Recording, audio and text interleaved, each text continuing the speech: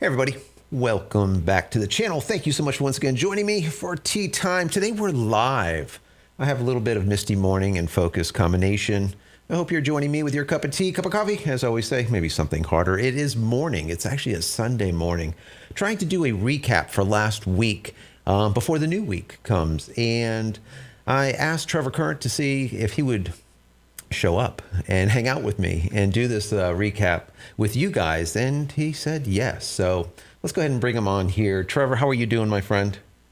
Hey, I'm doing well. How you Good, doing? good. Very good, very good. It's another, I guess another week has gone by. We're about ready to come into the next one. It's literally the whole month has gone by. How is that even possible? January 2022 gone pretty I much. know this month has flown by, and Man, and with the weather we're getting here in the Northeast now, I'm like really looking forward to March and April. I know it is. It's absolutely crazy. I don't know if everyone's getting this like crazy weather or if it's just certain areas. I mean, look at this, guys. Let me show you this on the screen. Let me see if this works. Does that come in? That is as of like 6:45 or so, 6:46 this morning here in Florida. 37. We had a wind Yeah, chill advisory of 20 degrees last night. It's like, well, I don't even get it. yeah, it's Maybe, crazy. The I don't weather is know. just nuts. It's not global warming. It's definitely global cooling going on here. Hey, Rick, how are you doing? Welcome. Glad you showed up here. We're just going to hang out. It's going to be like a fun day, kind of maybe a half an hour just hanging out, talking about some of the articles that I did last week. A couple of them that it kind of went over well. There was a lot of conversation about it. Was number one, the EOS R5c and how it compared to the Sony FX3 and what I thought about that camera and my thoughts on how it was a bridge camera. And then I did something about what I thought was going on with the camera manufacturers. What are they going to do? I was looking at some of the closing end of year numbers through BCN rankings, BCN numbers, and they were not fantastic, right? So we were talking about that. And then the last video I did towards the end of last week, I think it was Friday, something. Anyways, we did one that had to do with the global chip shortage. And was there really a chip shortage? And if there was, does it, let's say, affect all of the manufacturers equally, or does it not? And what we found out was it really doesn't, which is strange. But I kind of want to get into it a little bit. I want to know, everyone that's watching, I want to know your thoughts. Also, if anyone wants to come on with us here, I'm going to see if I can bring a couple of people in, maybe towards the end, swap you guys out, bring you into a green room, and then move you into the main show if you want to just hang out and just chit chat. I've been doing this, and it worked out really good last time, right, Trevor? You were online at the Yeah, time too. So not bad at all. It was everything kind of was a little bit, I don't know, kind of janky. But all in all, it ended up working out pretty good. So if anyone that's listening wants to come on, by all means, let me know and I'll put a link into the chat window. So let me start out here. I want to know your thoughts about the Canon EOS R5c and how I was saying that this is obviously a cinema camera, but it does have that active cooling in there. And my thoughts, Trevor, were that it was a bridge camera that brought people from the R into the C, basically from the current R series into the C series, which is their cinema lineup, like the C100, 200, 300, C500, C700, whatever. That's where Canon makes a lot of money when it comes to video. What did you think about that as far as the camera itself? Is this something, obviously it's not the cheapest thing. It's probably not going to be something for you, but how do you think it's going to end up turning out? right. Yeah, I agree. We've been using DSLRs to shoot video for a long time now. I mean, ever since the 5D Mark II, they were using it in network television shows like House and I think Scrubs, maybe. I'm not sure, but I know House Yeah. definitely used it. So, we've been transitioning from DSLR video to mirrorless camera video and everything for quite a while. But hitting the professional level, you still needed a higher end camera.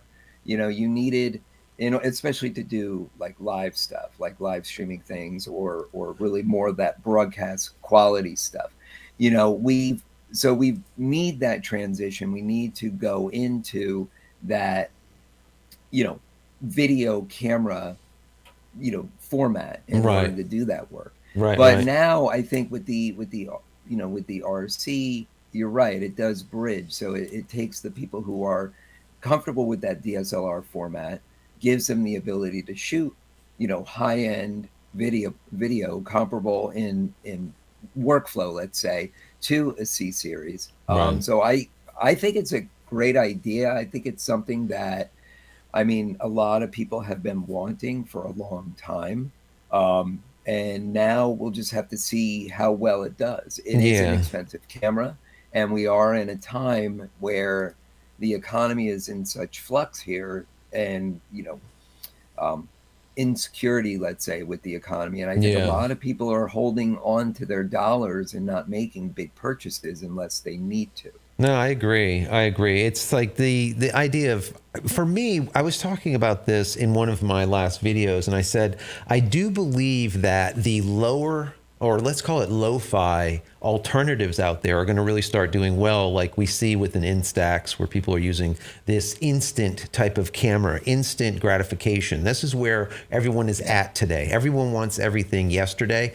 The faster, the better, and they don't want to pay a lot for it. And when we see cameras like this, now we know doing any type of, for me, the work that I do, a lot of times we'll use, let's say, a C200, C300, somewhere around there, and you're paying a lot of money for it. Every once in a while, we'll use a C500 or C700. Those are like $35,000 cameras. So to have that lower end, let's say, bridge into that lineup, I think is a really smart decision on Canon's part to get people into a cinema line. But, and this is where I have a problem. Yes, it will do 8K, 60p, and it will do it all day long because it has the built-in fan, so it will not overheat. That's all good and everything, but some of the things that they took out of it, I think, is stupid. Number one, to be able to do that 8K 60, you have to have an external power supply. You can't use the battery that comes with it. Why? Because they use the same damn battery that they did with an R5, and now all of a sudden we're powering a fan. There's a lot more going on. It just doesn't make sense. Also, what they did is they dropped their C-Log 2.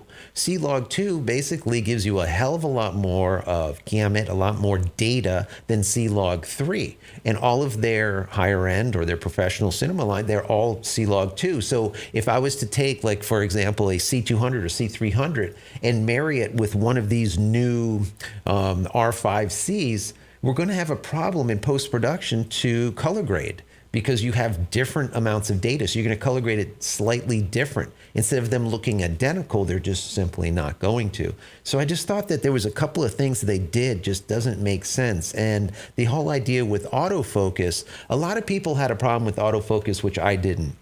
They said that they crippled the autofocus. They kind of, but they didn't. And what they did is they gave you the same autofocus as like a C70.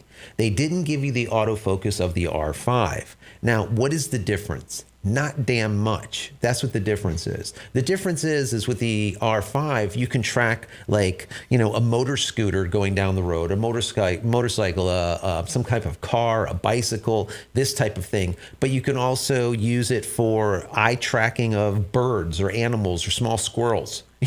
And while that's all great and all, normally a cinema line camera is not using autofocus anyways. You're pulling focus for the majority of what you're doing. When you deal with cinema, you're not sitting there relying on autofocus. You can't. It's not possible. Right. You are pulling focus. So yes, if you want to use it as a run and gun camera, it would be nice to have, your animal and all the rest of the stuff tracking, or your car tracking, but it still has DPAF. It has dual pixel AF. It does follow the face. It also locks in on the eyes, just like the C7. So it was like less of an issue in my personal opinion, but this is what you always hear. People, they go down this rabbit hole of what it doesn't have and how it was crippled. But, at the price, does it do what it should do? And I personally think that it does. I think it's a perfect bridge camera from an R5 into a C70, let's say. Yeah, yeah. I think overall the specs are just fine on it. I mean, again, you're buying it for what it is, not what it would be compared to, for the R model or to the cinema model. I mean, Right. if this is going to be that transition camera for you, that's great. One of the things I think you even commented about it in your video about the mini HDMI port, Yeah. that to me is a problem still.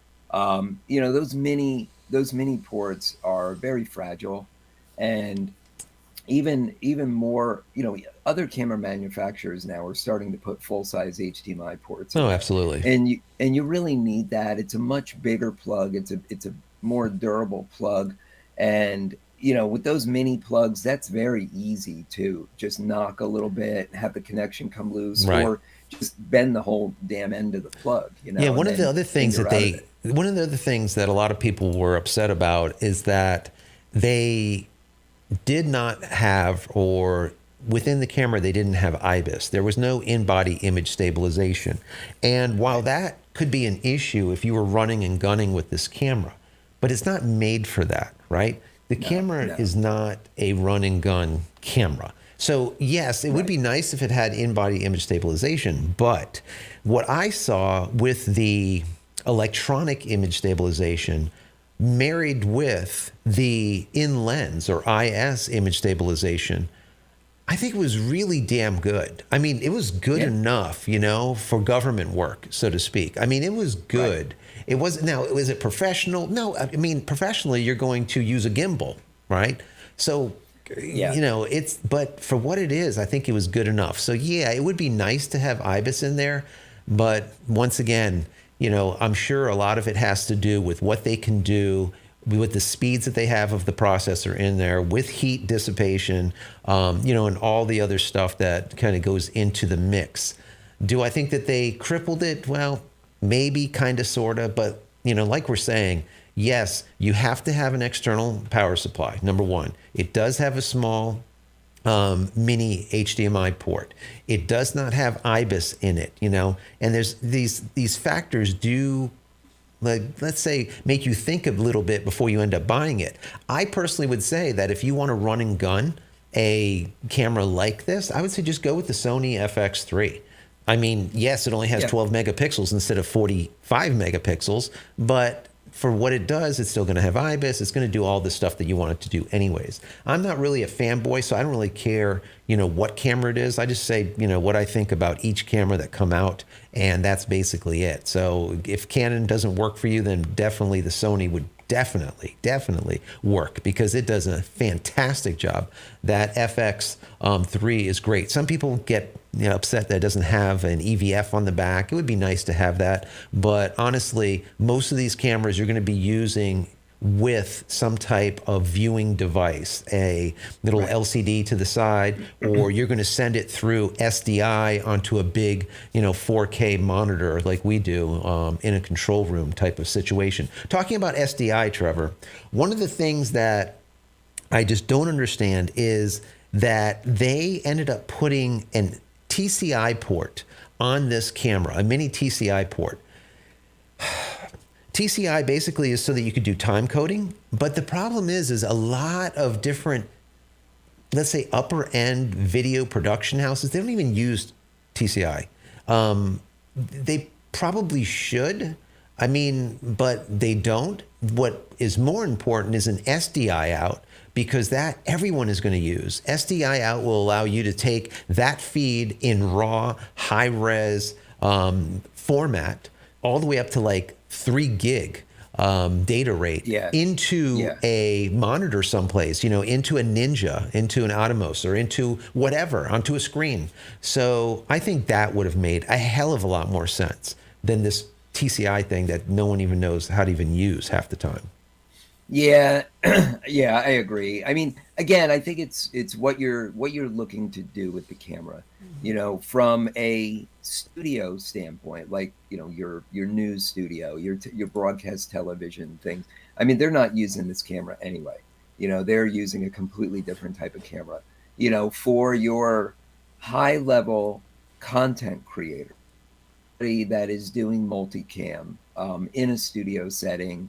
They want great cameras. They don't want to go with a little Sony ZV-1 or something like that. Right. They need more, right? Yeah. So, at that point, but a lot of them are using, Mac and PC based software for doing switching, adding graphics and stuff like that. And those are taking, HDMI inputs. They're using capture cards, they're bringing them in. So in time coding, I mean, if you're talking about a live production situation where you're actually doing real time switching and stuff, I mean, the time coding I don't think is as big of a deal because you're switching between cameras. I think that's more important if you're recording and then going to be doing, your post editing. Yeah, I mean, and we stuff. use TCI if you're going to do any type of like, matching up 4, 5, 6, 10 cameras and being able to get Right. the time exactly right. Also, it's really good for doing ad spots when you're dropping in live ad spots to get the time coding exactly right. That's also valuable. So, but anyways, Right. let's move into the other article, the other vlog that I talked about, and that was what are these camera manufacturers going to do?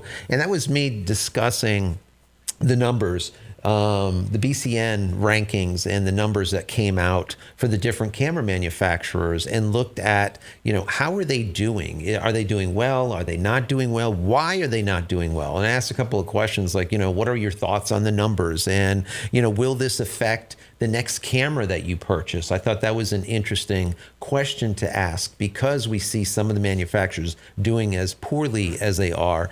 And, will the tide turn in the favor of these manufacturers or not? And this was a very hard one for me because when I went through it and I looked at the BCN numbers for the end of 2021, so we got a scope of the entire year.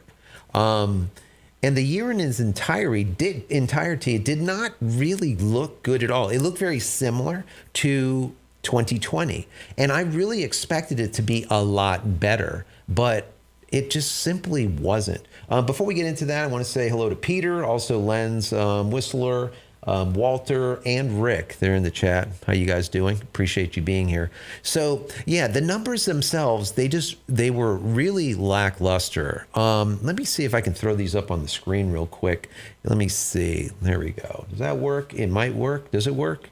I think so. There we go.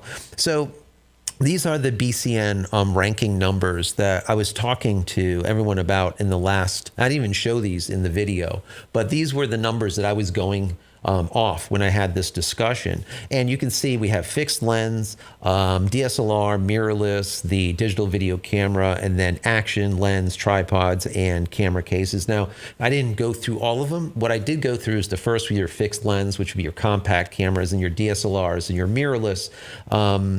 And as we can see here, you have Canon in first place on the compacts, right? With 34%. You have second place Sony with 23%, and then you have Fujifilm. You don't see Panasonic, you don't see Nikon on the list at all. Now, as far as DSLRs go, we see first place being Canon at 59, then you see Nikon at 33%, obviously with that D850 and whatnot, and then finally we see third place with Ricoh. Why is that? Well, Sony doesn't have a DSLR. So we're looking obviously at numbers associated with each of the manufacturers. Now, the most important, Trevor, was of course the mirrorless. This is what people want to know about. First place goes to Sony with 32%, and then second place Canon with 28.2%, and then finally OM Digital Solutions with 12.7%. Once again, we're not seeing Nikon on this list at all. Why? That's because they're below 12% as far as sales. And this is one of the things that I was talking about with this piece. Basically, who's doing well, who's not, and why in the hell they're not doing well. What would be why would they not be doing well?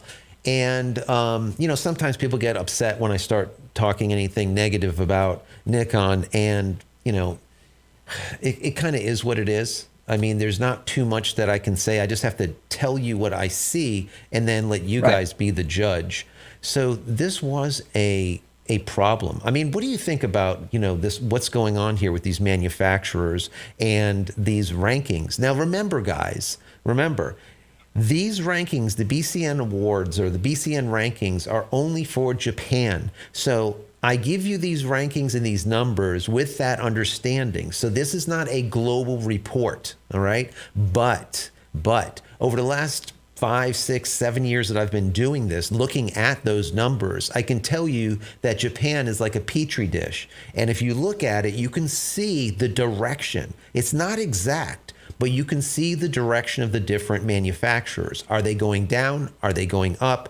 And for the most part, I would say 9 out of 10 times, if they're showing going up in Japan, they're going to show going up in the global market. So bear that in mind. Once again, this is not science, but it is what it is. It's a way for us to kind of read the tea leaves, so to speak. But I mean, what do you think about the numbers? What do you think about what's going on here? Yeah, I mean, I think we've seen this downward trend with Nikon for quite a while. I mean, not even just within the last year, but the last several years. There's been a lot of different issues, consolidations. They were cutting employees. They had a lot going on. So I think they have their own set of problems. I think perhaps the lack of sales in their department would be, the consumer just feeling secure about getting in the Nikon camp with new equipment. Yeah. Those who are not already shooting with Nikon, and don't get me wrong, Nikon has great products, but those that are already shooting with Nikon, I think are more apt to stay in the family, maybe buy the next iteration of the camera that they need or whatever. But I think new people coming in are definitely leaning towards Sony and Canon. Sony has been crushing it for what, 5, 6, 7, a decade now. Yeah, I mean, we first saw the Sony. I mean, we first saw the first A7 to be ever created. Trevor and I were doing a show. We were in the Javits. I think we were in Manhattan for Photo. It was Photo Plus. That's right, Photo Plus Expo, and we actually got to handhold the A7, and it was such a piece of shit, guys. I'll bleep that out eventually. Probably not. Anyway, it was so god awful. It was horrendous. They had no lenses at all. They said, hey, do you have like an EF lens, a Canon lens? Because we have an adapter for it. Literally, this is in the Sony booth. We have an adapter. Just bring your EF glass and you can test out our camera. They had crap. And then when you would marry your EF glass to the Sony A7, the autofocus was so abysmal. I mean, it was just but I remember we had this discussion. This was after, I think, over dinner. We said, you know what? This is the future. And sure damn enough, by the time the A7 II came out, it was like night and day. And then they'd had the S and the R, and then finally the A7 III. That thing just blew up. Sony brought in more new blood, I think, into their line using the A7 III. I almost call it as a loss leader, because at the time, under $2,000 for a full frame mirrorless was like a wow kind of thing. But they threw the kitchen sink in it. They didn't neuter it. They didn't cripple it. They just had so much value. Once again, value. And everyone was looking for value at that point. So they really did well. And I think that Nikon could do something also, like, for example, with I personally think the Z6, Z7 are awesome, but the Z9, I think, is going to be very specific because it's expensive. But the problem that I'm having with it is that they're not available. And that kind of goes into the next story. And that is the story that I did about chip shortages. And is there really a chip shortage? And if there is the chip shortage for everyone? Are they equally being adversely affected by the chip shortage or not? Obviously, there is a chip shortage. It's kind of, it was a play on words when we were talking about it. But the bottom line is they are not equally being hit by the chip shortage. And this is where I find there to be something to discuss, let's say, on why the different manufacturers are doing better than others.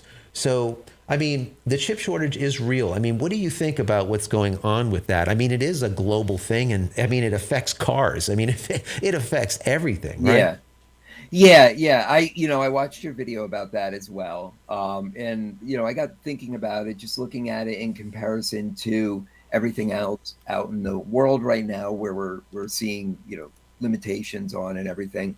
And I think a lot of it comes down to, absolutely, there is a chip shortage. They're having manufacturers are having a hard time getting what they need to get product produced and out on the market. It also has to do with demand. I think with some of the camera manufacturers, like you would reference going to B&H and checking to see what cameras were available. A lot of those cameras you listed are either on the lower end of popularity, not meaning that they're not a good camera, but just the market is smaller, like the Leica cameras. Right. Anybody that buys a Leica, you're buying a Leica because you want a Leica.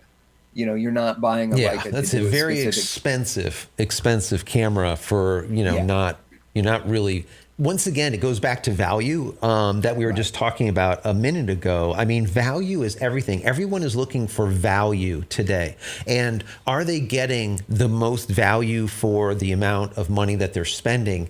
And in certain situations, they are not. And then people are just moving on to other things. And that's why I think that lo-fi is such a big thing today with like the Instax, with Sure. Fujifilm and whatnot. People really like the Fujifilm Instax. I mean, kids are using it everywhere. If you go any place to go and look for it, I mean, you'll see maybe one or two on the shelves, maybe none. And then as far as the film, the little cards, let's say, that Instamatic type of film, it's just hard to be found. It is really hard to be found. And when we're talking about the cameras, I did a list of the different camera manufacturers, and I went to B&H just to see. I could have went to Adorama or whoever, but I just went to Right. B&H just to see what cameras were available on that day when I did that report.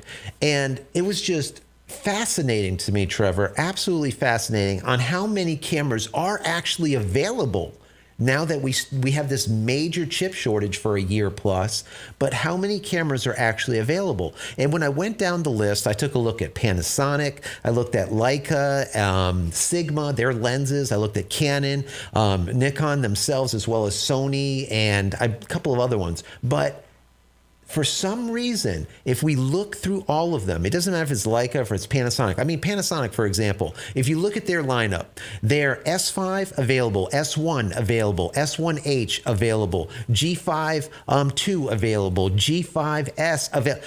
Everything is like available. I think the only thing is S1R that you have to special order. If you go to Canon, the R is available. The RP is available. The R6 is available. The M50 Mark II is available. The M6 Mark II is available. The R3, I believe, is available. The only thing that is not available as of right now to purchase from B&H is the R5. That is it. But, and this is where the big but happens, is when we look at Nikon. Now, when we look at them, all of a sudden things just go exactly opposite. If you look at a Z7 Mark II, it's back ordered.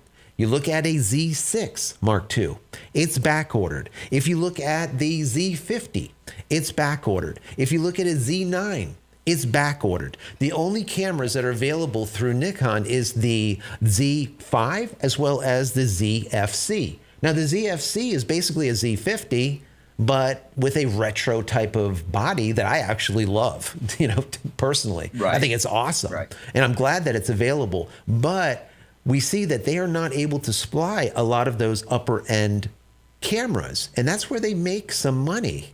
And they're just not able to do it. So if they're not able to produce or get them into the market, how are you going to make money? And I think that's what's been happening over there. And, like I said, if I didn't go and look at these myself, literally camera by camera by camera by all the manufacturers, I would never have known this. I wouldn't have seen that direction that Nikon has been going. So, Yeah. I hope things change. But my question is why in the hell is it like that? The global chip shortage is the same for all of these manufacturers, is it not? Maybe it's not. Why are they having such a hard time producing these cameras? They are no longer producing cameras in Japan. Everything, I believe, is in Thailand, if I remember correctly. All plants have been moved out of the motherland, so to speak. I don't get it. Yeah, I mean, again, I think a lot of it is popularity. While Nikon has their flagships, their popular cameras that people are buying, the amount of people buying those cameras are very low. We just looked at that in the numbers out of Japan, right? They're not even on the list there. So, I would think that there isn't as high of a demand for those cameras, so they're probably, just not producing as many and claiming the chip shortage is the issue or what have you.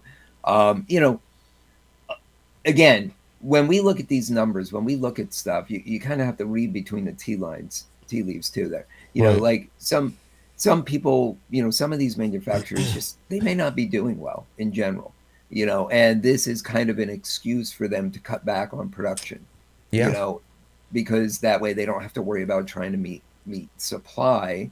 Because B&H, I mean, they want to keep a supply of these cameras in stock if they're going to sell Absolutely. them, and if they have to, if Nikon has to ramp up and trying to get the stock back up again, that's going to cost them a lot of money. So Right. they can use this as an opportunity for some downtime. Focus their, I mean, their money is not in cameras. They're making money in other areas of the business, imaging and optics and things like that. Right. Right. Where Sony, they have availability in their higher level cameras, but where their availability is lacking is their new ZV-E10. I've been looking to get that for content creation, and before we Right. started streaming, we were just talking quickly about the creator economy and how over from 2020 to 2021, the number of creators that moved into the space, like the number of YouTube creators that moved in the space, have doubled in 1 year, which is insane to me. But if you think about it, everybody's, they're getting laid off. They're not, going back to their jobs. I mean, that's why we see help wanted signs everywhere. And many of these people are looking at it saying, I've always wanted to do content creation. I want to give it a shot.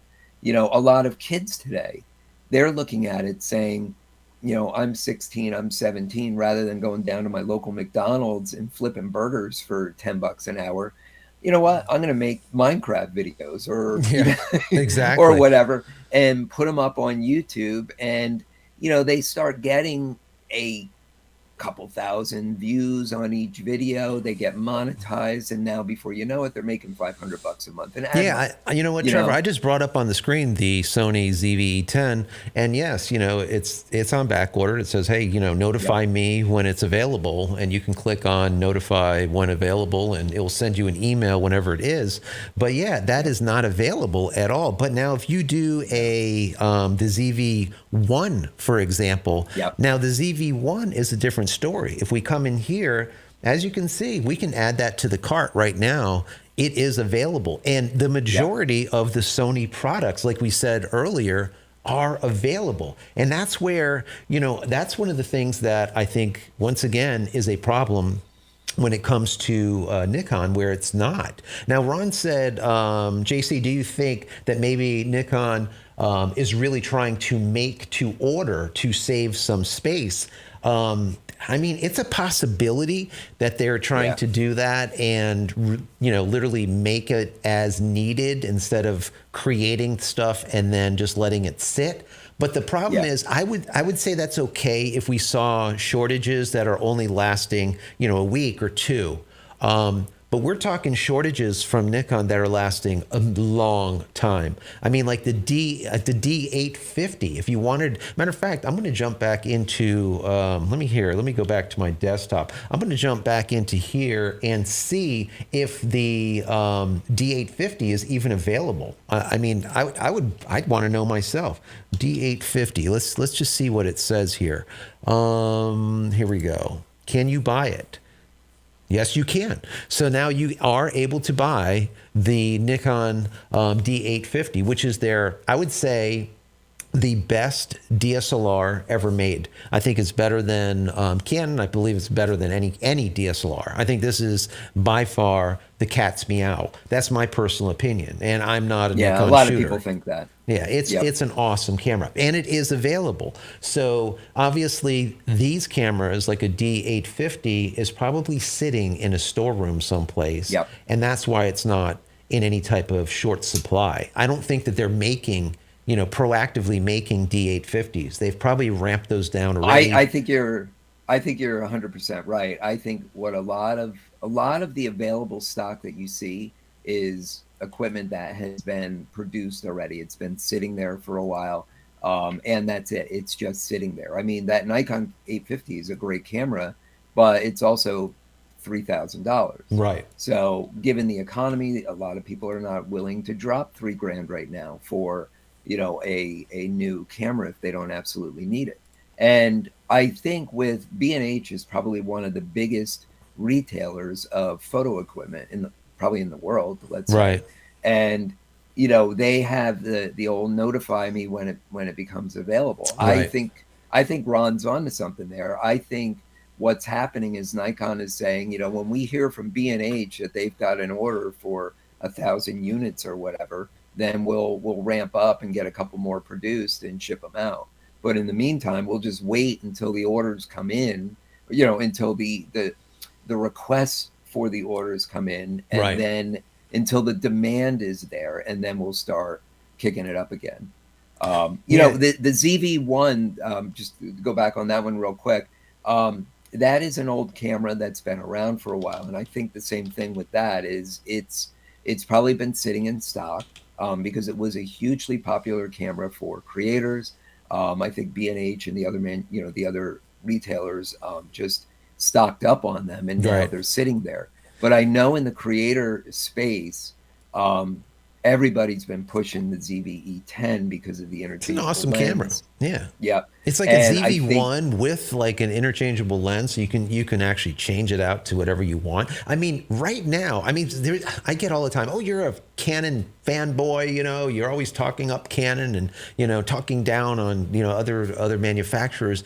And it's just simply not the case. I mean, right now, guys, I'm recording and streaming using the Sony ZV-1. So, I use whatever is the best for the job, whatever is the best, Yep. I'm not going to use a hammer to, drive an attack, it just doesn't make a lot of sense. So this right here is perfectly enough for what I'm doing. And I got an incredibly steal price for it. So I said, you know what? This is what I'm going to use. Now, one of the things that Len Whistler says, he says Canon RF 100 to 500 is back ordered over in Vancouver, Canada. Now, let me switch over to my desktop, and you can see here that it is, as of right now, available here at B&H. Now, this is obviously US. It is $2,799, but I can add it to cart, supposedly, according to this. More is on the way, 2 to 4 weeks, blah, blah, blah. So I guess, it depends on where it is, where the supply is coming out of. But, I think that, everything has chips in it, right? So even Everything. even the lenses, people don't get it. They don't see it. But even lenses, new school lenses compared to old school lenses, they all have chips in it. You have autofocus chips. You have stuff doing IS or image stabilization or VR, depends on which brand you're in, whatever. The bottom line is they all have some type of chip in it, unless you're going with a manual focus prime or something. So. Yep. This is going to affect everyone, not just a couple of people. Ron also says maybe they're doing some market research to see where they need to focus production. I think that is a really good point, Ron. And for me, what I personally think they should focus on is, once again, more lo-fi or more of the cheaper cameras, because they've seen. So what they have done is the camera manufacturers have said, you know what, we're just being screwed by the smartphones out there. And all of our compacts, we're not selling our compacts, blah, blah, blah, blah, blah. That's all good and all. But the problem with what I don't think they saw, it's almost like cutting off their nose to spite their face or throwing out the baby with the bathwater. They are now limiting the amount of new blood that can come into their brand. Whereas, for Right. example, the Canon M50, all right, that thing is just a crusher. That is the one camera that had them in first position for the #1 mirrorless camera sales company in the world for literally forever. When everyone thought it was Sony, it was always Canon until recently, where Sony took over the #1 position. Sony is at like 32%, I think, and Canon's at 28 or whatever. They're close, let's say, at this point. But I think these manufacturers need cameras like that. I think Nikon, with that ZFC, is a smart move. I think it's a really smart move. It kind of plays on that whole Fujifilm type of retro vibe with a ton of dials and whatnot, and just changes things up and keeps that price down, giving a lot of value for your money. And I think that's what a lot of them need to do. I think they've been just focusing on professionals for so long that they don't realize there's no more damn professionals out here. All right. I mean, a lot of the people that I know as colleagues, they've moved on to other professions because they can't make a living doing photography anymore. So, thankfully, thank God, I'm still able to do this as a DP, a director of photography. I do video, I do photo. But that is the other thing, Trevor. That is the other thing. Looking at it as a business, you need to be able to do multiple things. You cannot just simply do photo these days. You need to be a hybrid shooter. Photo, video, whatever it is, you need to be able to do everything. And a lot of the, photographers that are only photocentric, they're having a really hard time with it, a really hard time. The demand for professional photography has dropped over the last decade. I mean, bro, when you and I first started doing DPC back in 2011, digital photography and professional photography was through the roof. The equipment was just amazing. It was coming out. It was life-changing for our industry.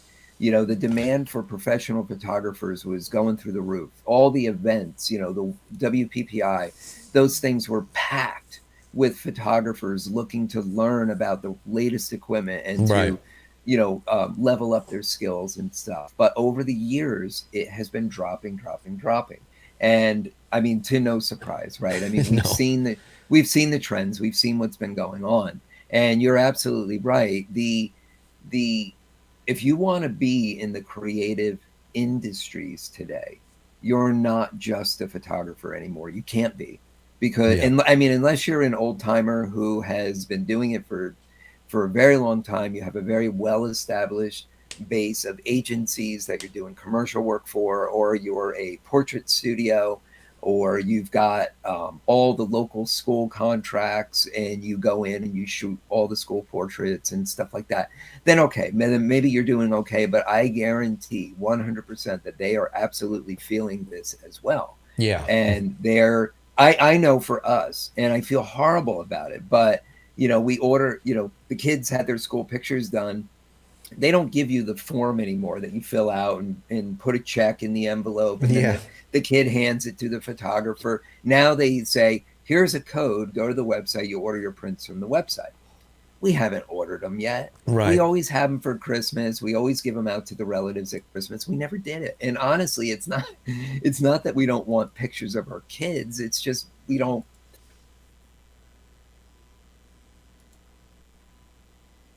Not doing the transactions on the spot, old school, Right. where they're grabbing money out of your hands. They are leaving so much on the table. Oh, absolutely. It's not even funny. No, absolutely. Ron says something. He says, I think that the cell phones and advances in their cameras have a lot to do with the fall in professional services, and I agree with that. I do agree with that, because a lot of people, we live in this, let's call it the good enough era, where everything is just good enough. Yeah, that portrait is good enough. You'll see pictures that are on front cover magazines that you would never even think about using anything besides like a Hasselblad or something back in the day. Now you're seeing an iPhone shot for the front cover of a magazine. It's absolutely ludicrous, but that's what we're in, the good enough era. But my question though would be then, why in the hell is Apple able to produce chips when no one else can. I never see like, oh, sorry, you can't get the iPhone 13.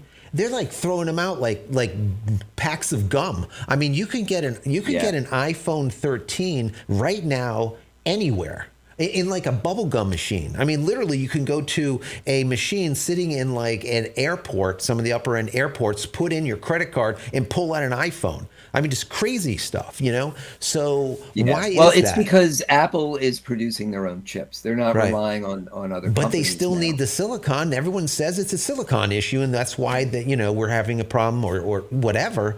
Well, where are they Yeah. I getting mean, it? What's the going raw on? materials or whatever. I mean, I suppose that that can be an issue, but I know Ron had also asked if, are the computer companies, Mac and PCs, having an issue because of the chip shortage? And definitely, if you go to Apple's website right now, like I just picked a random 16-inch brand new MacBook Pro, the M1 whatever, and right now it says pickup at the store is unavailable. And if I order it today, I can get it between March 25th and April 7th. Yeah. So we're 2 months out now on Right. these things, which is really sad because supposedly there is a springtime Apple event coming up in Right. March.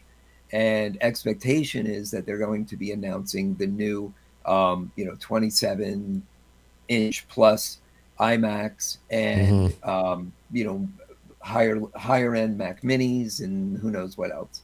So I think that the research and the development and everything is done. And they're going to have limited supply of those for launch, but then they will be right in the same boat. They're going to, and I think perhaps maybe some of the delay in the current products is because they're trying to ramp up for the new products that they're going to introduce in 2 months. Yeah, I do believe that all of the manufacturers, doesn't matter if you are a phone manufacturer or if you are a manufacturer of cameras or whatever. I think everyone at this point has to be cognizant of what their R&D is doing and then also what their production is doing. They need to figure out what they want to create or what should they create to make money, because there's a lot of items that let's say for example a company like Sony can make, but now which items make their money? Are they going Yeah. to make something that is some type of DVD? Well, DVDs are kind of out now. Probably not. Are they going to make a brand new Alpha series camera, or are they going to make a PS5 with the chips that they get? Because some of those chips are going to be used in a lot. Some of the ICs, the integrated components, those chips, those integrated chips are going to be used in a lot of their electronics. So what are they going to make? And that's something to be thoughtful of, I'm going to imagine, for the most part, for a lot of these manufacturers. It doesn't matter what you are. Yeah. It's the same thing with the automotive department out there, the automotive industry. There is no cars available. I mean, I get No. messages all the time that they want to buy my car that is literally a year and a half old with 20,000 miles, and they want to give me more than what I paid for it. That Yep. just baffles me. Absolutely baffles me I'm because getting offers on my truck like that too. It's ridiculous. there you And my go. truck is a 2019 and they're offering to pay me like literally equal to what I paid for it. And I'm like, well, I'm not getting rid of it because you got nothing there that I want. I can't Yeah. even order anything. I won't get it. You know, No, absolutely. Absolutely. It's just, the Ford kind of, talking about cars, it's the same thing. Like the Ford Bronco, that was a hugely popular vehicle. People have been waiting and waiting and waiting and waiting to get their hands on one of these things. And they were in massive lots produced and they were just sitting there because they didn't have the chips. right. Now they started getting chips in, they started getting ready to ship them, and then all of a sudden they found a problem with the hard tops. The Hmm. hard tops were leaking. So they had a recall before they even got shipped, and Right. they had to put like they had to redo the hard tops, whether it was a seal or whether it was a defect in the the mold of the fiberglass or whatever, I don't know. But But yeah, I mean, everything is tough right now, and that's why the used car market. Oh, guess who will be served first? Oh yeah, Absolutely. You know, it is a, you know, yeah, 100%. that that's absolutely the case. So, I mean, the way I look at this is a lot of these manufacturers, number one, they need to figure out, you know, where are they going to put those ICs? Where are they going to put the chips? What are they going to make? I think that's number one, very important. But also number two, like I said before, I really do think that they need to take a look at what they're making when it comes to bringing in new blood. Are they going to make a, like, for example, on the Nikon side, are they going to put forth a lot of effort into the ZFC to constantly have a lot of that product out there, or a Z6 or Z7 at that price point? Or are they going to put a lot of effort into the Z9? Where are they going to make their money? Right now, they're seeing a lot of back orders for the Z9. But what does a lot mean? And that is always like the question. You know, I hear that all the time from different camera channels, and they'll be like, "Yeah, there's a massive, you know, there's an influx of people that want the Z9, but they can't get it because it's back ordered." But how many is it? Number one, really, and would they be better served to create the product that makes them, let's say, more money at the end of the game? You know, in other words, they can sell a lot more of them in comparison to selling a few. I would much rather sell 1,000 ZFCs in comparison to 50 Z9s. You're just going to end up making more money. But the problem is, to create 1,000 ZFCs, you're going to end up with a hell of a lot more chips needed in comparison to only 50 of the Z9s. The problem once again is will people buy it because of the price issue? So I'm sure that they're having to weigh this stuff back and forth and back and forth, because I don't think there is no definitive answer, and I think that's what they're finding here. It's like it's something that is a moving target, and it depends month to month to month on how many CPUs, for example, how much, let's just say, central processors that they can get, period, or how many sensors, or how many ICs in general to actually put this thing together. The problem I see also with Nikon compared to a camera company like Canon, Canon makes their own chips. So they're in full control over their destiny, so to speak. Whereas a camera manufacturer like Nikon, they use Tower Jazz for their for their sensors, and they also use Sony, and they use other third parties. So they're more at the mercy of other companies, third parties like a Tower Jazz, or even a competitor, even worse, a competitor like Sony. So I think that is one of the issues too that I see that they have in comparison to like a Canon or another manufacturers that would create their own, like Sony. So it's not easy, Trevor. It's definitely not an easy No, road that they're trying to go down right now. no, it's very difficult. It's just, as a creative person myself, I'm as everybody probably knows at this point. I've been on here enough. Web development is what I do for my primary day job.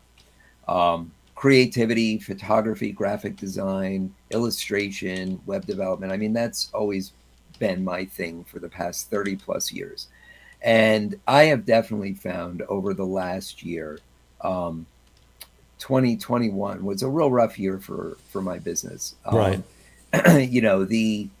The because of the insecurity in the economy and people, not knowing what their next move is going to be, a lot of these companies started pulling budgets.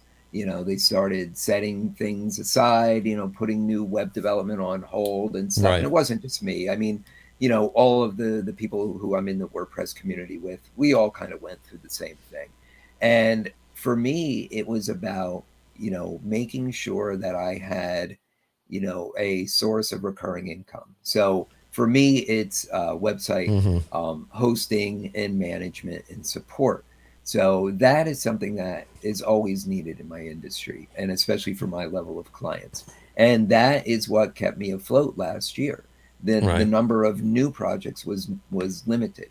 Now this year, I think some companies are feeling a little bit more stable. And now the first quarter is turning out to be a fantastic quarter so far for me, because now they're starting to spend money. But it goes up and down. I mean, it's the old when it rains, it pours thing. Right, So, right. in the photo industry, as a professional photographer, not an enthusiast, not a hobbyist, you absolutely need to diversify. You need to be doing something else, whether you're shooting, I mean, you could shoot video. I mean, if you're doing client work, client services, um, you have to make sure that you've got a steady flow of clients coming in. And you may not have that for photo work. That might be one and done. Maybe there's an opportunity to get into doing some video shooting. A lot of creators, a lot of companies who are looking to jump on this creator, get into this creator economy and get a presence online. They don't know how to do it, Right, and they're looking for people to set them up, set up a studio, set up lighting, and basically run the production. right, Even if it's we're talking about remote production, and that is actually something that I'm going to be getting into this year. I have a client, a long-term client, who they wanted to test the waters in podcasting. right, And they basically just got a couple guys on a Zoom call. They recorded it and, uploaded to, I mean, they haven't done podcasting yet. They haven't hmm, gotten an RSS feed together, but they wanted to test the water, see how it went. And moving forward, they're looking to us for remote production. So they will basically call in to me and I will run the production for them remotely. Is that website development?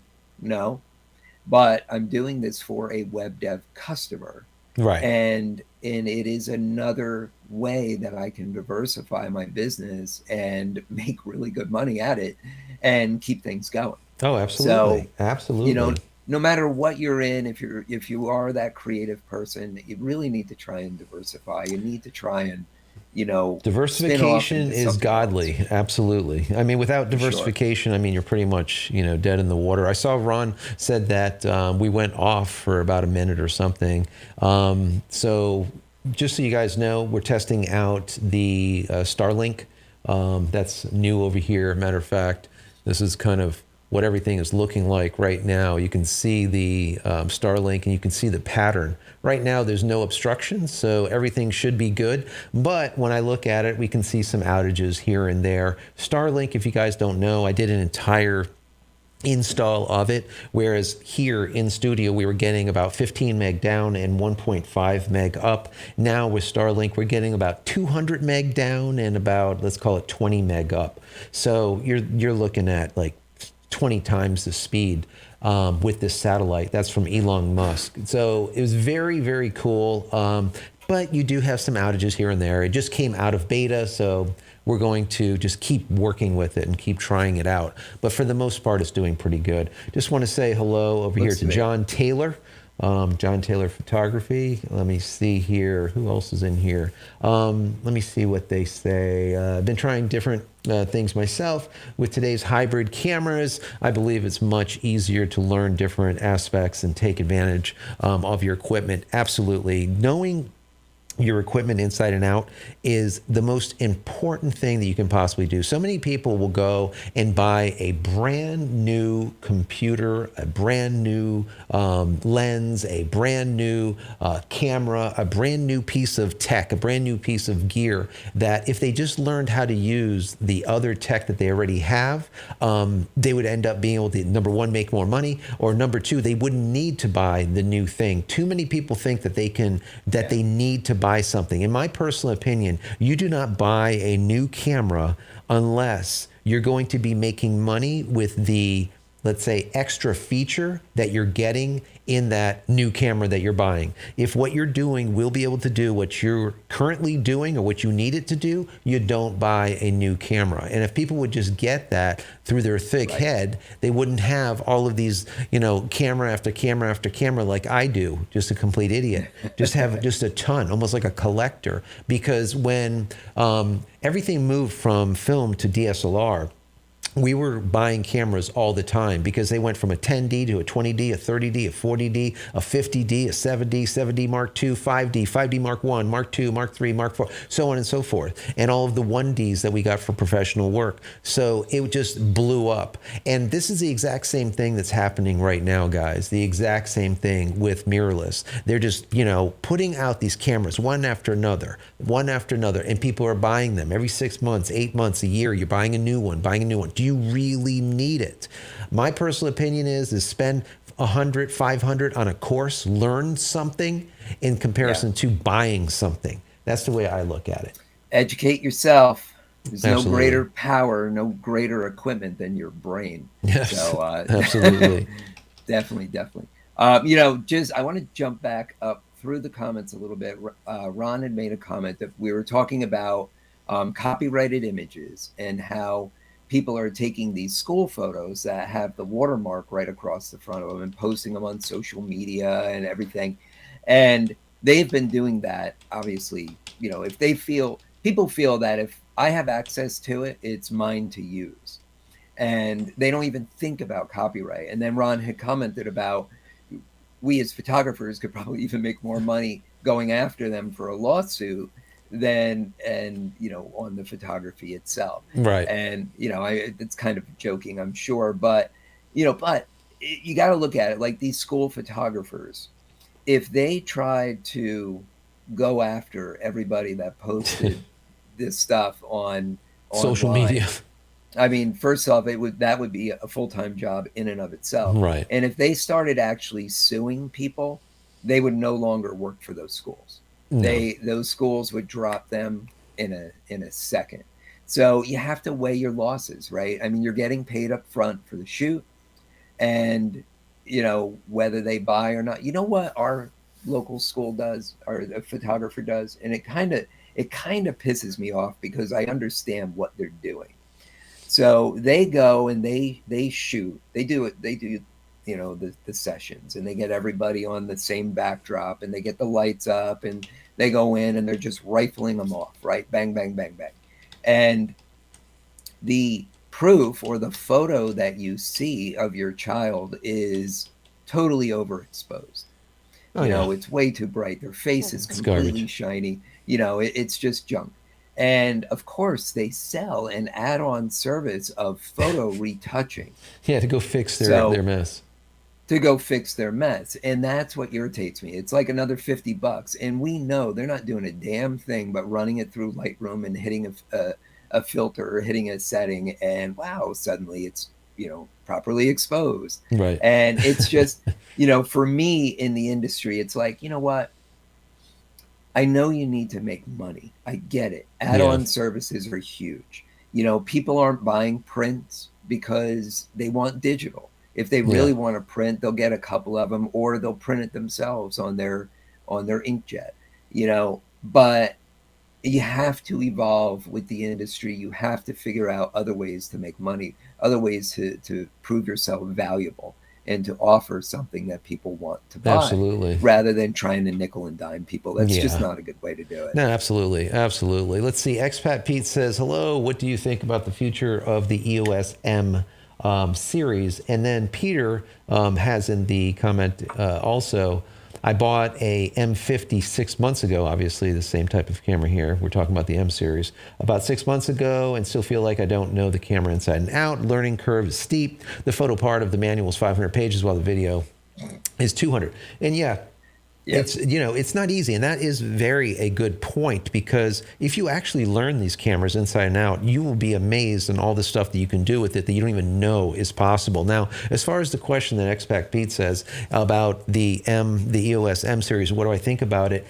I've done some, I've done some vlogs about it. I've talked about it in the past about how I think it's going to go forward. Some people think that they're going to get rid of it altogether. And it's a possibility. It is a possibility. I personally think that it would be a stupid move on Canon's part, since, like I said earlier, if you were listening to the show about 30 minutes ago, the EOS M series is what brought in a ton of people. They sold just a crap ton of the M series cameras. So I think that what they'll probably end up doing with it is either they'll keep the name with, let's say, M, but then they'll put like an R someplace in there and then somehow use your RF glass to it. But the question that I have with doing that is I foresee the Canon EOS R7 coming out. Now, people are like, what the hell is that? The R7 would be the equivalent to a 7D on the DSLR side, or a 7D Mark II. And it will not have, let's say, digital lenses. It will not use APS-C RF glass. Period. I do believe that they're going to take a page out of the playbook of Sony and have an APS-C mirrorless camera like an R7 using RF glass.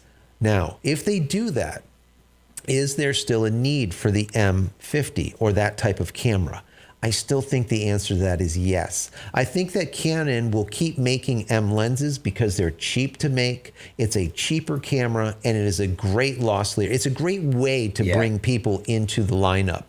I think the R7 will be more of that prosumer camera. It's not going to be cheap, but, and this is the really big or important thing, is if they do come out with the R7 that's using RF glass, it will be the perfect bridge over into any of their R line, the R5, whatever you want to get that can use full frame RF glass. So I don't think Canon will end up making an APS-C mirrorless like an R replacement, like a let's say a 7D replacement, using like special digital or let's say glass that's not RF. I think it would just be a stupid move. So in my personal opinion, the M series will stay. They might change it up a little bit, but I think it will stay. In my personal opinion, I think it should stay. Will it? I don't know, but I think it will. But I do think, like I said, an R7 will be coming out sometime in 2022, maybe 2023.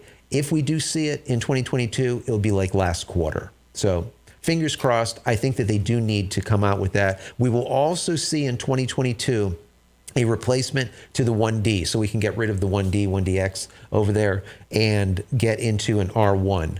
So I'm sure Canon's been working on that for quite some time now, and it's going to be a beast. The question is, how badly or do they cripple it? That's the question.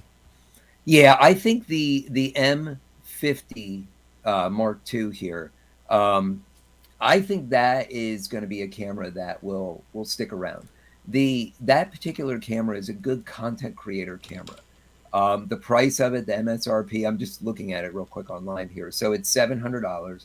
So it's in the ballpark of the Sony ZV-1 and ZV-E10. Interchangeable lens, of course.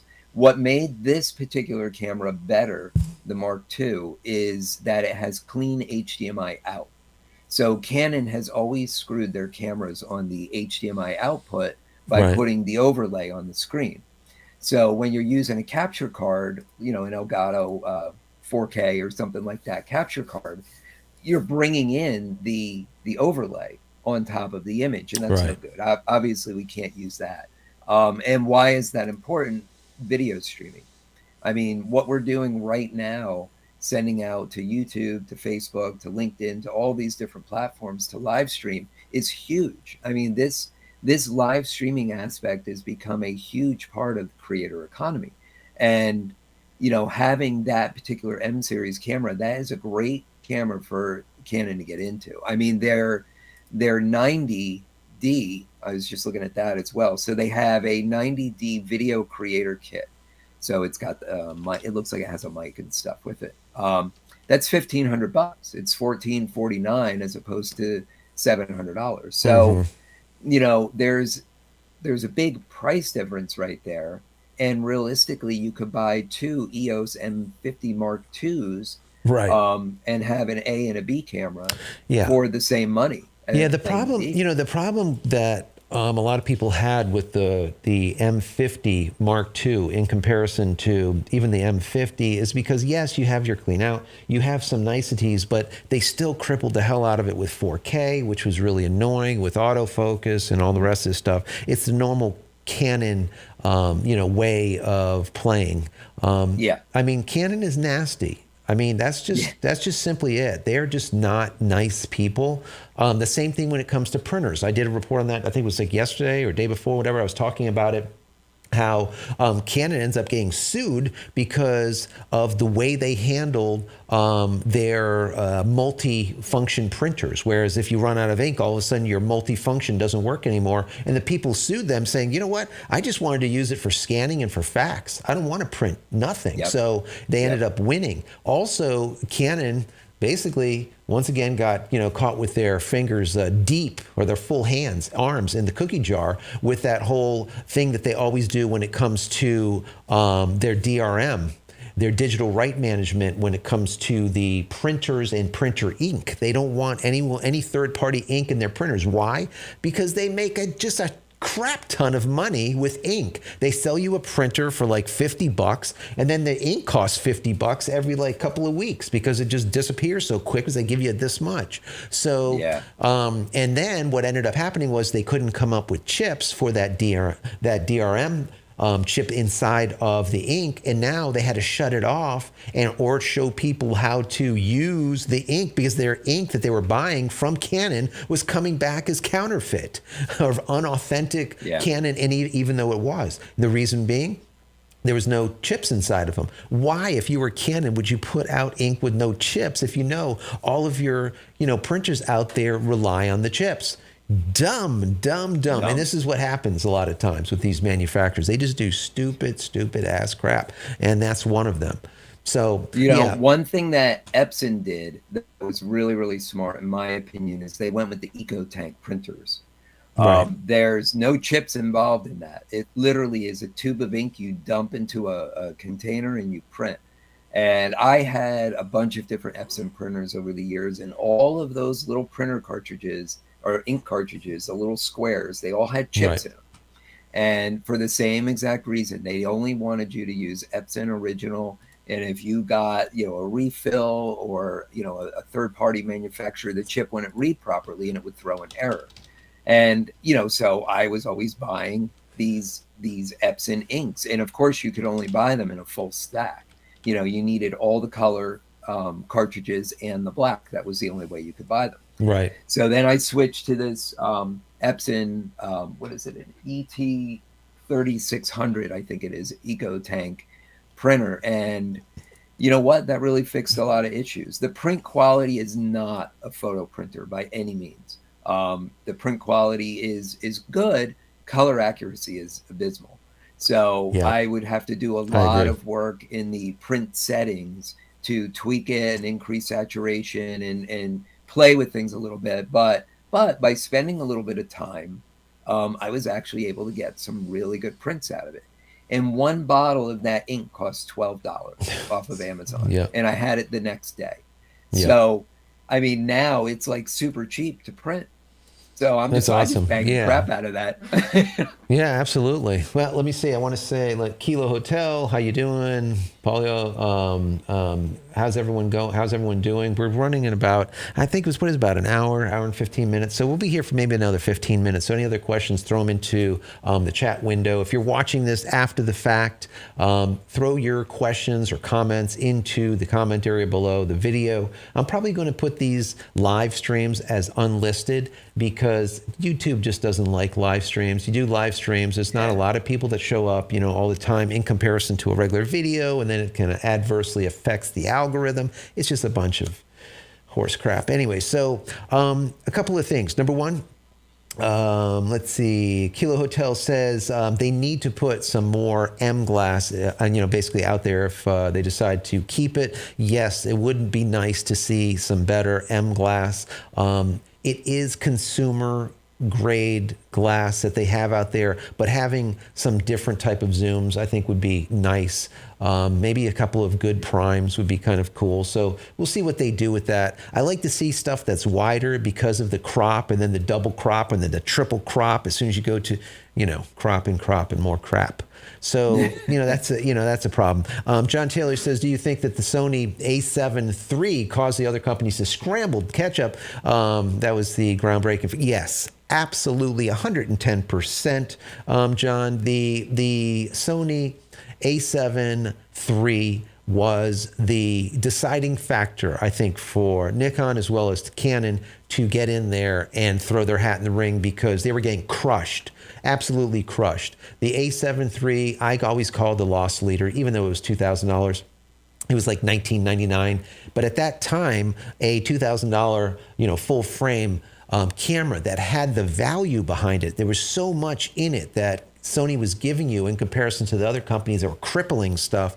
They just threw it in. They just threw in everything. They almost did things almost like Fujifilm, where Fuji would come out with something and then give you a firmware update instead of just fixing one of their mistakes. Fujifilm would go from like 1080p to like 4K, and you only had the camera for a month, and you're like, I got a 4K camera now, and they didn't want any money. Yeah, Panasonic. So, they would put this stuff out there and it'd be like, wow, that's kind of cool. So, I mean, I think the A7 III just absolutely crushed it. And the A7 IV is doing really well. I remember I was recommending the A7 III when it came out. And people were like, oh, you're a Canon fanboy. I'm like, what the hell are you talking about? I'm recommending the Sony over any of the Canon products. So it is a really good camera. And matter of fact, even today, it is available. You can buy the A7 III and you can buy the A7 IV. They're both awesome. I wouldn't hesitate buying either one of them, whichever one you can afford. They work great. You get a lot. Once again, your value, your ROI, your return on investment is definitely there. Let's see what other questions you see come through, Trevor. We'll get into them real quick. We got about 10 minutes, and then we're going to pull out. Yeah, Bill asked, which camera do you recommend for a beginner photographer? To which Ron replied, the one you can afford. Absolutely. And I have to agree. No, it's true. I mean, every manufacturer today makes a pretty decent camera. Yes. They all put out quality photos. They can all be used for beginner photography, advanced photography, and even professional photography. Absolutely. Your cell phone. I mean, if you have one of the latest cell phones with the great sensor and the multi lenses and stuff like that, that's a great camera. There's nothing wrong with that. And as a beginner, the biggest thing as a beginner photographer is to shoot. You need to make images. Right. And, whatever camera you have with you that's going to allow you to do that, which in many people's case, it's your cell phone. Right. And really it's developing your eye. It's learning the craft of photography and then getting a hold of a camera later on. There's one other thing, Trevor, though. One other thing I want to throw into that. I agree with you 100%. The other thing that I think that is really important is to decide on which ecosystem you would like to get into. And the reason I say that is that camera bodies, I always say, are like toilet paper, whereas lenses are like forever. They're not really, but they are. So what ends up happening is the ecosystem that you want to buy into, those are the lenses that you're going to buy. Once you buy a $2,000-$3,000 lens, you're pretty much stuck. You're married. Literally, you stamped it. The contract is signed. You are in that system. You are in that. So I would say really think about the different cameras that you're looking to get into. I would always look at what you need it to do and which cameras will allow you to do it. Make a list of that, and then see which camera manufacturer or brand excites you. Which one do you think that you would be excited to own for the next 5-10 years? Because I don't care what anyone says. Once you get into a brand, most people turn into a fanboy. They buy a camera and then they buy $2,000, $3,000, $4,000 worth of lenses, and now they are in deep. And they will defend that purchase, no matter if it was the right purchase or not. Just they will kill you. Okay, if you tell them that their camera is not great. So it is very important. Check the ecosystem, the ecosphere of that brand, and are there lenses that you need in that system? A perfect example, Trevor, is with things like macros, really long telephotos. Let's say you need 1200 millimeters, you need 1500 millimeters, whatever. Or you might need something like a tilt shift lens because you're going to be shooting a lot of buildings. Well, which company actually offers a tilt shift on a mirrorless camera today? All right, I'll let you do the research on that. So this is the important thing, I think. Check to see which of the cameras are something that you're going to be excited about down the road, because chances are you're going to stick with it. Even if you're a beginner, once you buy in, you're kind of in. And that's why I think, like we were talking back and forth with, I think it was Peter that put that out. Possibly, no, John, I think, about the A7 III. Yes, the A7 III brought a ton of new blood into the Sony biosphere, let's call it, and now they're stuck in there. Okay, they got a whole bunch of G Master lenses. That stuff is expensive. It's hard to move out because now you're selling a camera, you're selling all the lenses. It's not easy. So think about that also. What do you need the camera to do? Number one, what can it do? And what lenses are available for that specific system? Yeah, I mean, even within a brand, you know, the M series is a different lens than your other DSLRs. So, you know, you got to keep that in mind. And then there's third-party glass as well. I mean, you said tilt shift, and it made me think back to the early days, right, bro, of Lens Baby. Yeah. And I was thinking, I'm like, man, are they even in business? I haven't even I don't looked at know. their stuff in a very long time. But yeah, they are. They've got I just on their website now, they've got a bunch of different lenses Really? now, and and they build their lenses to fit all the different mounts. Right. So that's what is so great about a third party manufacturer Yeah, like Sigma too. we interviewed the guys at Lens Baby just God, what, 6, 7 years ago? I mean, Oh yeah, many we times. gave away their lenses and stuff. We Yeah, gave away a bunch of their different tilt shift lenses. yeah, You know, I was thinking back. Remember, it must have been, I don't know. I'm thinking 2012. Remember our friend Jim Denham? hmm He won a Sony. Um, yeah, what was it? A yeah, seven yeah. I think it seven was an two. A7 II. I think it was Because he A7, was something like a that. diehard Canon shooter. Yes. He had like a. God, I'm trying to think back. I'm feeling like it was a D50 maybe. And he won this Sony camera, and he loved it. He said it was a game changer, and he's still shooting that camera today. I Yeah. actually saw a post of his on Facebook, and he was talking about the camera. I'm like, I remember that camera. Yeah, yeah, yeah. No, absolutely, absolutely. Yeah, it looks like we had like another glitch or something with the internet, but hopefully everyone is back on here. Let's see. Let's go through. We're gonna kind of close things up. Look through these questions. Before I had a power shot 560 HS. And the difference is like night and basically like day and night. Absolutely. That's from Peter. Walter says, yeah, laugh out loud. Canon is nasty. Yeah, they're hella nasty.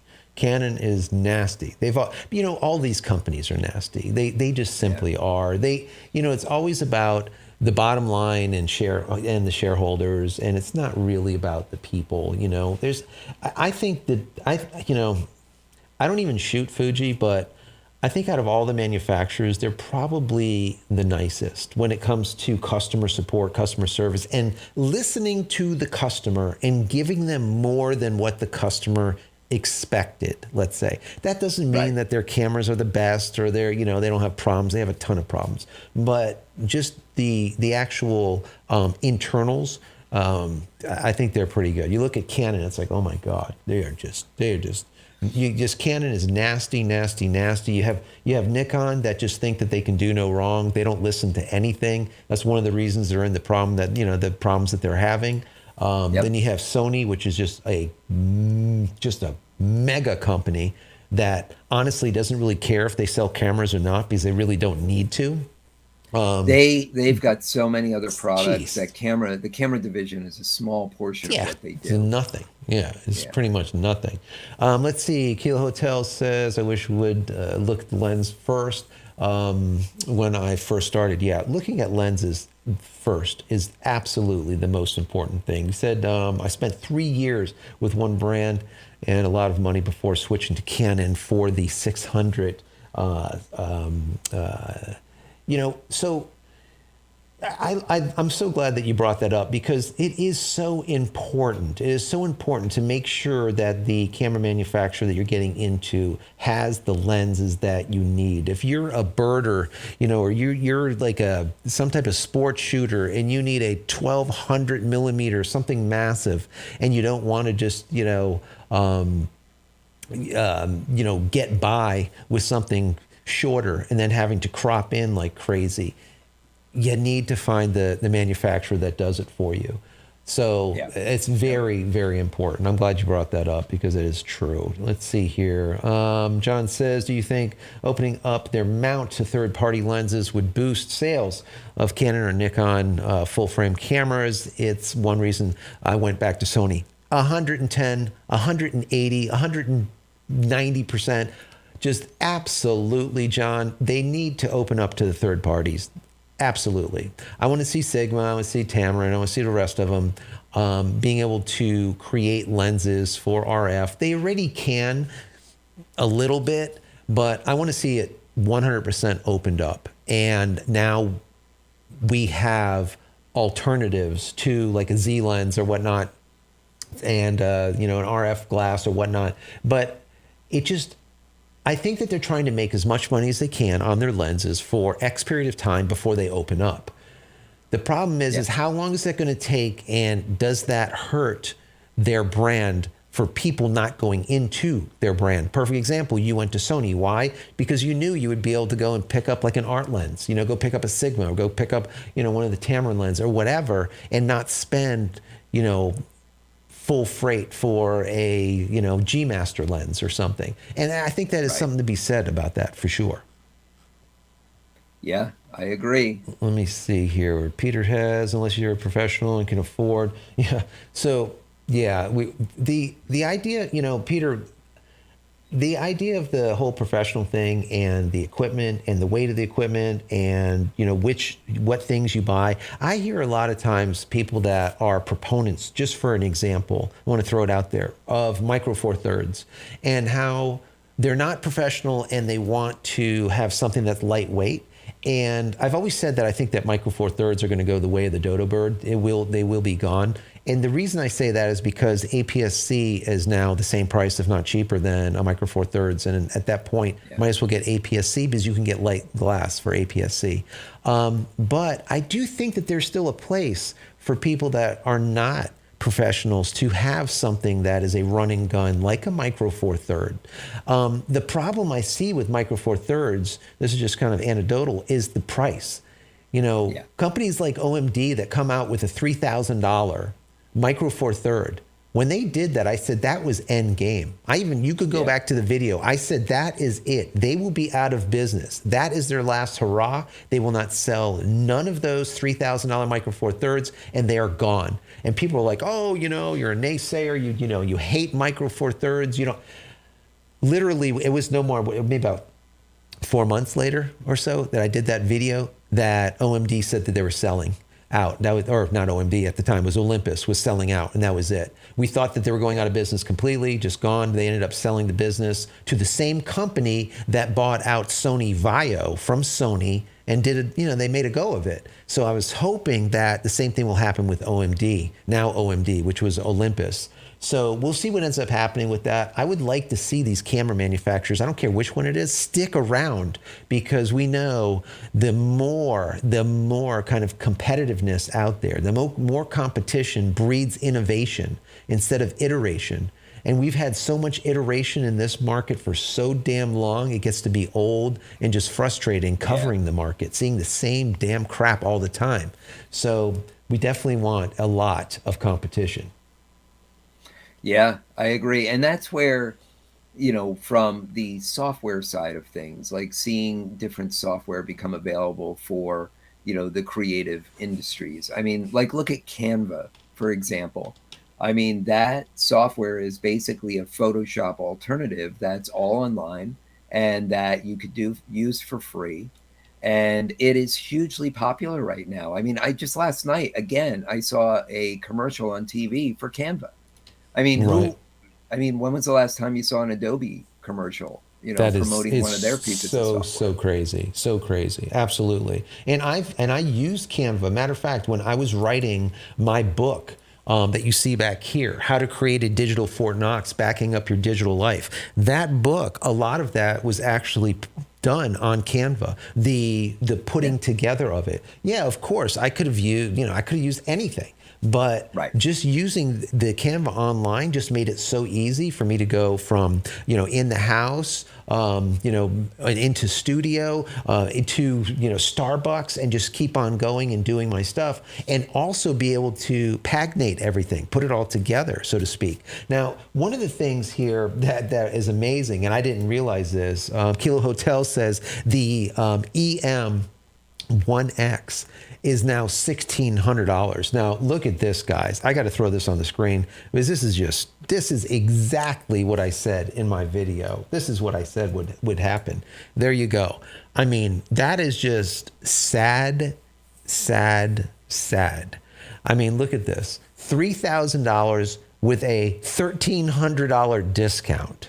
$1699 for the Olympus OMD EM1X. That was the camera, guys, that I said would be the final hurrah. That would be their downfall when they put that out there. And that's what ended up happening. So there you go. That camera was not worth more than $1,600 when they put it out there. For them to put it out $3,000 for a Micro Four Thirds, just, you can't do it. People are not stupid, or they're not that stupid. All right. Just look at the So size of that body in it's comparison massive. to the lens opening. The lens opening is like it's like a little peephole Yeah. compared to the size of the body around it and stuff. I mean, that's to me that's a pointless camera. I don't Yeah, know it was the why they would have ever created that. the dumbest thing ever done. And when I saw that, I'm like, well, there you go. That's gonna be the last hurrah. And Yeah. rightfully, that's exactly what happened. Sadly, that's what happened. So, No, it's hopefully, sad. I want to see the next OMD, because they are going to, just in case you guys don't know, OMD is going to release a camera this year. I'm going to say it's probably going to be second quarter, third quarter, the latest. We're going to see a camera, and probably one or two lenses. That camera, whatever they release, is going to make or break OMD.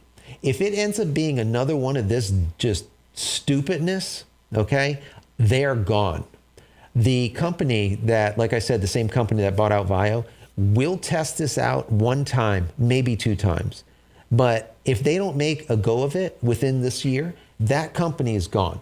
Okay, that's just it. They don't play around. They are basically a chop shop type of company. They'll take a big corporation, Yeah. chop it into small pieces, and then they'll buy it out. That's what happened with Olympus here. Olympus sold them their camera division, all of it, including their IP, all their intellectual property. They sold it all. It's all gone. Some people are like, oh, did they keep their patents? They didn't keep shit. Okay.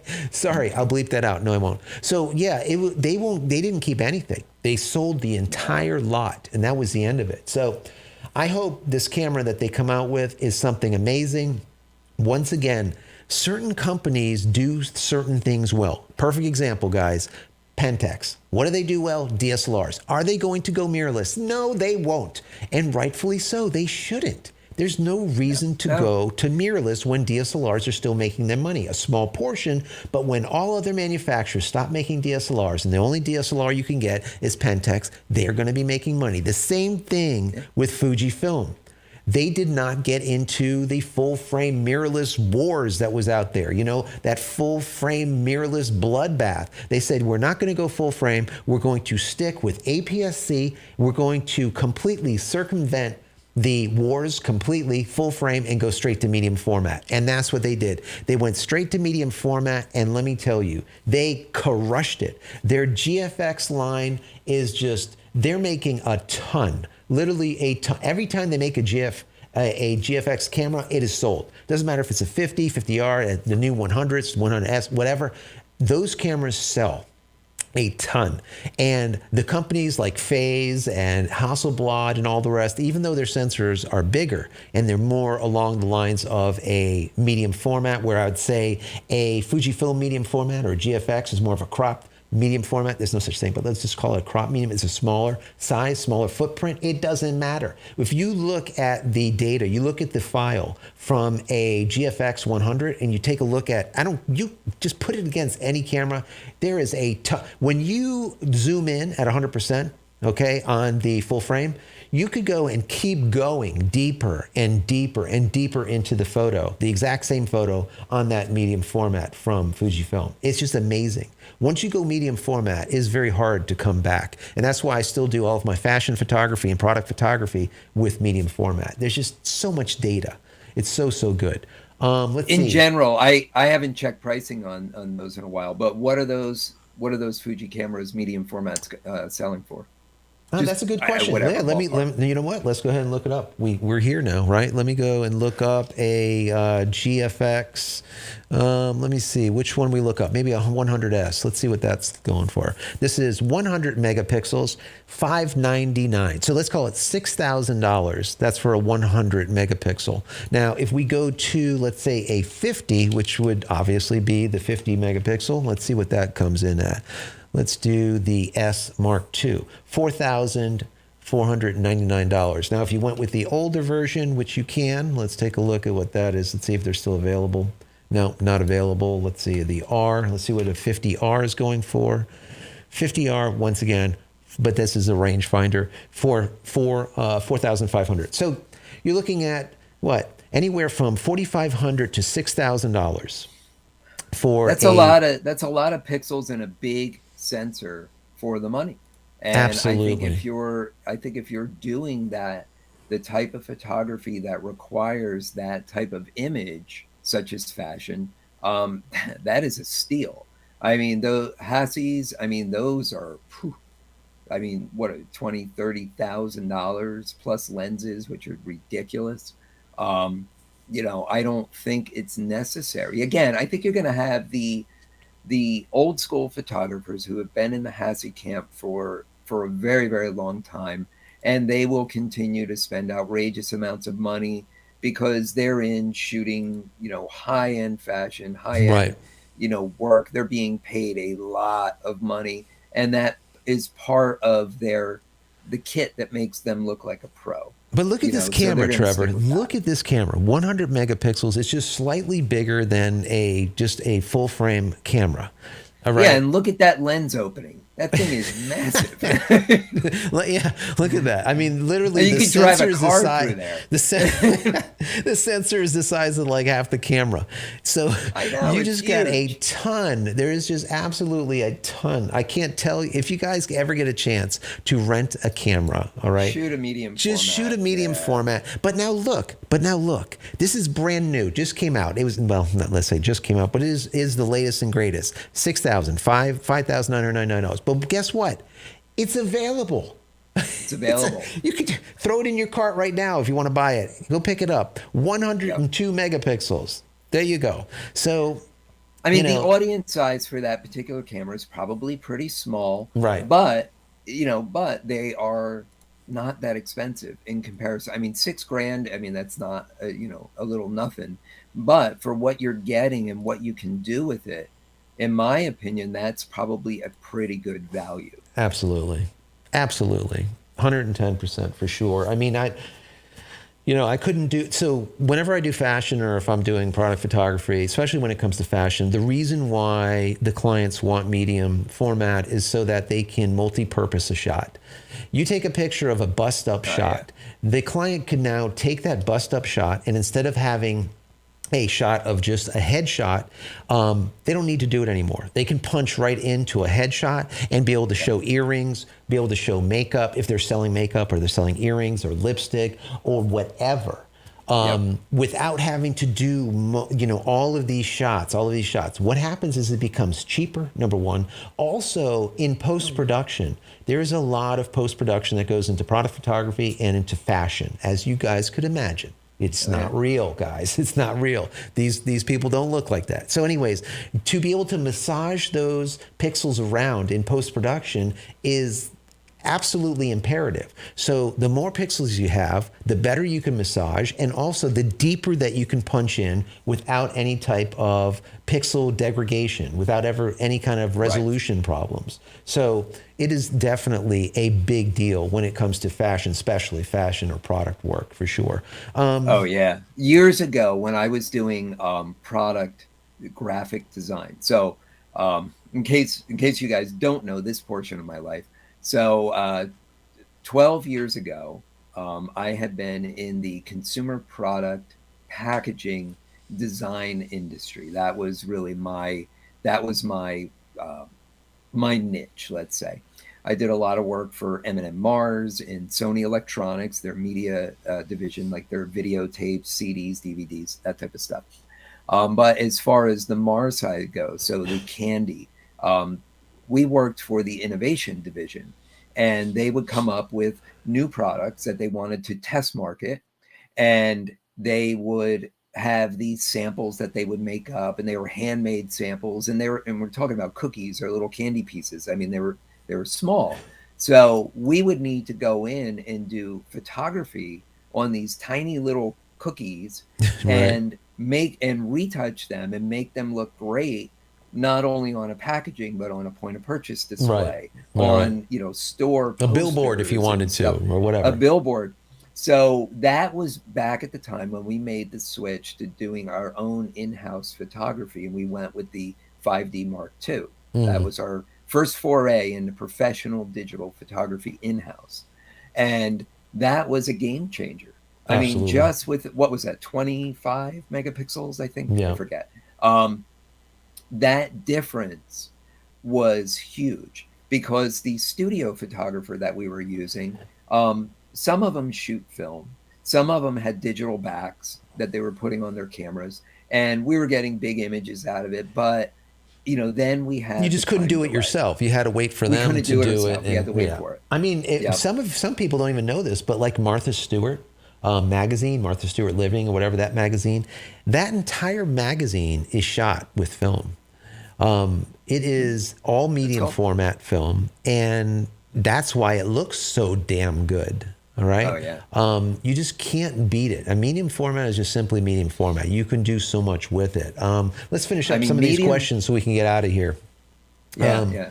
Let me see here. Who do we have? Let's see. John says, do you think that the company, would another company like Fuji buy out like Olympus, like an OMD or whatnot, if they sell it off? I don't know.